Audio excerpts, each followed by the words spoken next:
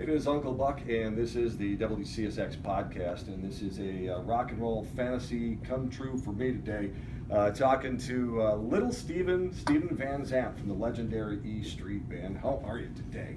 Cool, baby. How Yeah. are you, Buck? Awesome, man. And like I say, this is a fantasy come true. Your resume, not just guitarist for the E Street Band, actor, activist.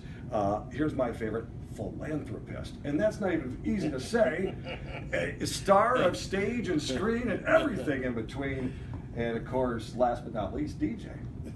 The host of the Little Steven's Underground Garage, which runs on WCSX on Saturday mornings, and you've been doing that since 2002. You like that, don't you? Yeah, man. I'm very proud of it. You know, we're the only ones, worldwide now that are playing the best new rock and roll as well as the best older stuff. Combining the two. Yeah. In a format that everybody said will never work. Right. You can't do this, you can't do that.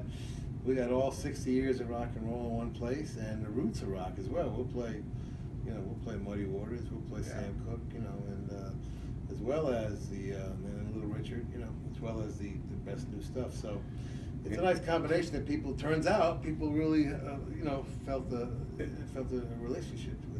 Yeah, no, it's the old stuff, the new stuff. It's all the cool stuff. It's got the whole garage rock theme to it, and so I would think, God, I wish we had a crate of records that we could just go through and put them on the talk about them as we play them, as we go along. Oh, there's a great one from the Rocky Fellers, Killer Joe.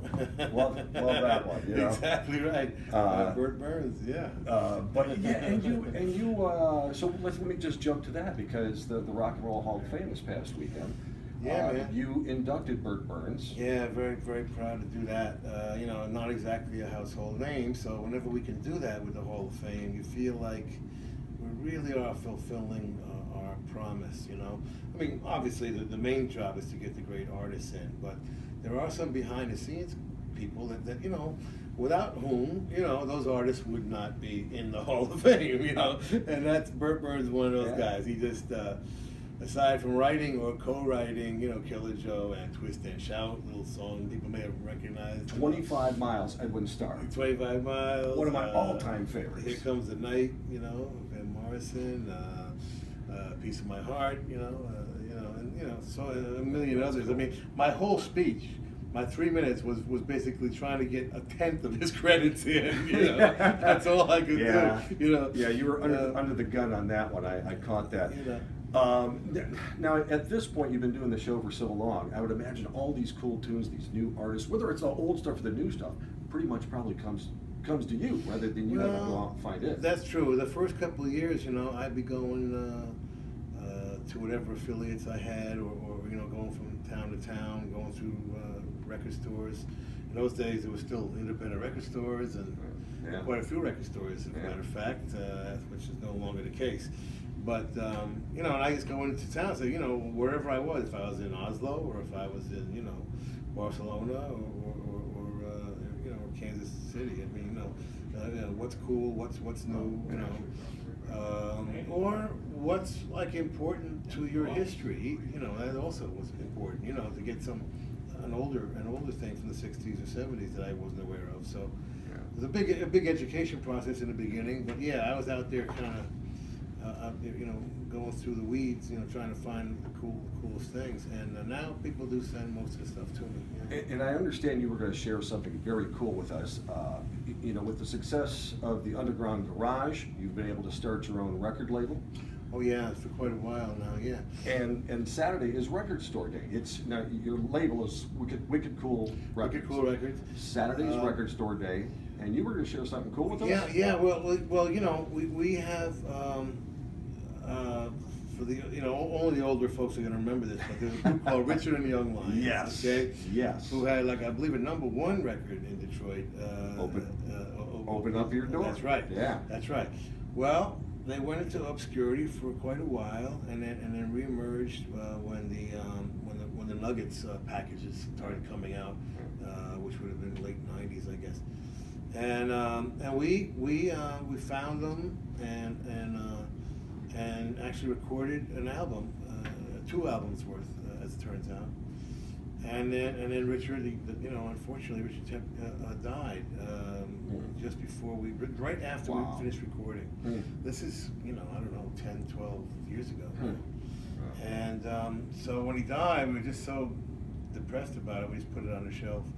But lately, we're looking at it, and we're gonna put it out. So sometime in probably I think September, we'll put out Volume 1 of this great classic garage band, and I was gonna play you something today. Yeah. But sorry. It's okay. It'll wait. Suit and ties make those decisions. We got a little ways to go, but I'll make sure you get a early copy. But That'd be yeah. awesome. So we're actually gonna put out the Richard Young Lions record finally in the fall. But this is where they were. This is where they were biggest. Well, I gotta ask you about the two classic TV shows you were part of, The Sopranos and Lilyhammer, both classic in their own right. So are you done with the acting bug? You got No. I'm just like doing that too? Yeah, I love it. I love it. I particularly love the TV world because it's closer to my ADD, you know what I mean? Which I had long before it was fashionable.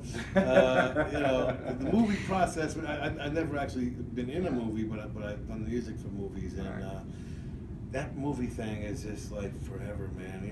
It's just 2, 3, 4 years, to get anything done. And I just don't have the patience for it. But TV, you think of something today, and it can be on the air, 12 months from now. What was cool about those shows was they were unique concepts. You got the mob in The Sopranos. You got the mob boss who's going to see a therapist.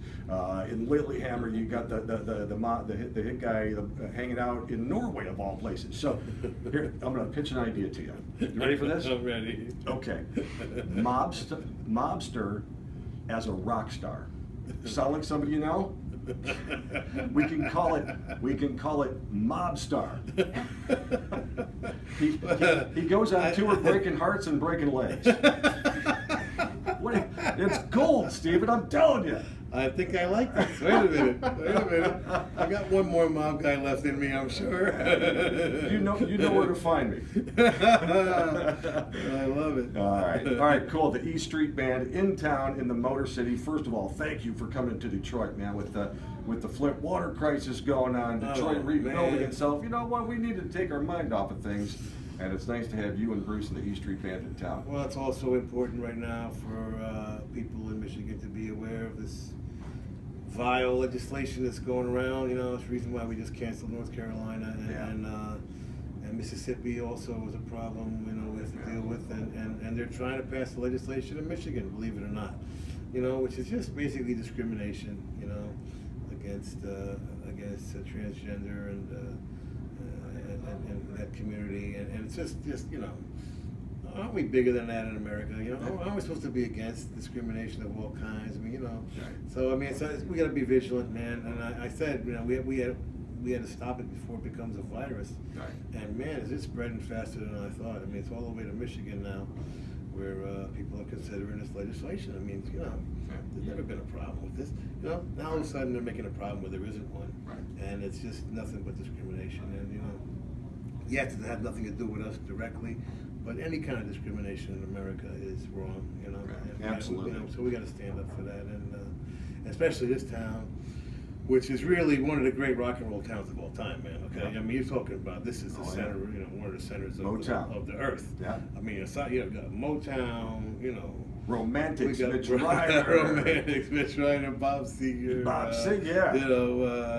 SRC, all the new groups, MC5, MC5, and the Stooges, and whatever, man. It's all. So this is an important town that the rock and roll audience, which is an audience that is basically, all about freedom and liberation. That's what rock and roll is all about.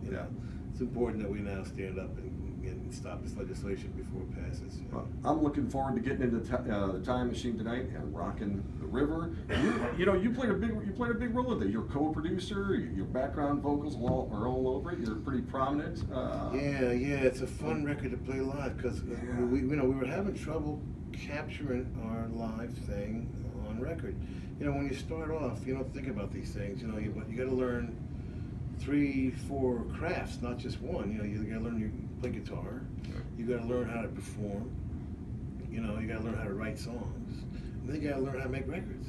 You know what I mean? It was really 4 crafts, and you know, we didn't get to that 4th one until the 5th album. I mean, you know, it was tough, man, and you know, and that's why Bruce asked me to produce it with him, because he's, you know, he knows I'm all about, you know, bands and that live thing, and we finally got ourselves in an environment where we could actually go in every day and enjoy ourselves, and that's why there's so many great outtakes from it as well. And you know, we actually did manage to capture the live show on record, and that's why it translates so well live now, because I want to tell everybody to go out and pick up the Ties That Bind, the River Collection. It is it's 52 tracks, 4 CDs, 4 hours of videos on there on 3 DVDs. And I'm telling you right now, the outtake album is a double album also. Is that right? Yeah, and that is some of the greatest stuff we've ever done. Okay, and I mean, other bands could have a career with you know, with that kind of a record, and for us, it was just put on a shelf for 20 years or whatever, 30 years. So you know, that outtake album alone is worth the price of that record, and then Bruce does a great interview talking about the writing of it, and it's one of those.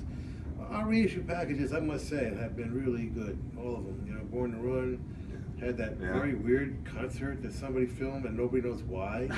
You know, from England, right? Yeah, the Hammersmith. Yeah, Hammersmith Audio. I mean, we weren't we weren't even close to being famous at that point. I mean, we were nobody. Is that right? Yeah. And Bruce was looking in the vault, and he saw something. He was looking for some kind of video to add it to the package. You know. Wow. He pulled it out. It's an entire show, recorded on 24 tracks. You know, because you guys did not. Nobody had the conscience of mind back then to film all that stuff. We were nobody. This is on the first album. You know what I mean? We just this is on.